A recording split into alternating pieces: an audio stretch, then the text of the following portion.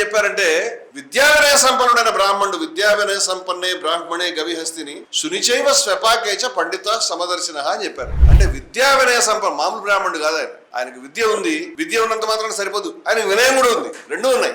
అటువంటి వ్యక్తి విద్యా వినయ సంపన్నే బ్రాహ్మణే గవి అంటే ఆవుని హిందువులంతా గోమాత అనుకుంటాం. ఈ ఆవు ఈ రెండు కూడా చాలా పవిత్రం కదా. కానీ గీత ఒప్పుకోలే, గీత కొంచెం ముందుకు వచ్చి చెప్పింది విద్యా వినయ సంపన్నే బ్రాహ్మణే గవి హస్తిని అంటే ఏనుగు. ఇప్పుడు పెద్ద ఏనుగు వచ్చింది మన మధ్య. ఇది 3. 4వది ఏమిటంటే సునిచైవ. సుని అంటే కుక్క. కుక్క ఈ హాల్లోకి వస్తే మనం ఏమంటాం? చిచి బయట రాడని చెప్తాం. కుక్క వచ్చిందని కొట్టి పంపిస్తాం.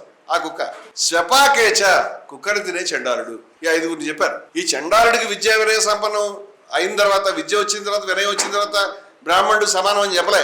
అతను కుక్కను తింటూనే ఉన్నాడు.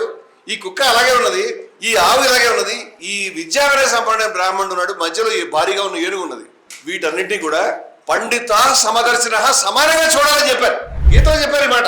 ఈ విధంగా కృష్ణుడు వచ్చి నాయన పండితుడు ఏనుగు కుక్క ఆవు సమానమైన భావం చెప్తే ఇవాళ ఈ ధర్మంలో నువ్వు దూరంగా ఉండు, నువ్వు రావద్దు, నువ్వు శూద్రుడివి అని ఆచార్యులు పండితులు వేల సంవత్సరాలు ఈ లోపల నుంచి చెదలబట్టినాయి, బయట నుంచి కత్తి పెట్టి కొట్టడం మొదలు పెట్టారు. బయట నుంచి కొట్టేస్తున్నాడు, లోపల నుంచి కూడా దొలిచేస్తున్నారు. ఎట్లా బతుకుతుంది ఈ ధర్మం?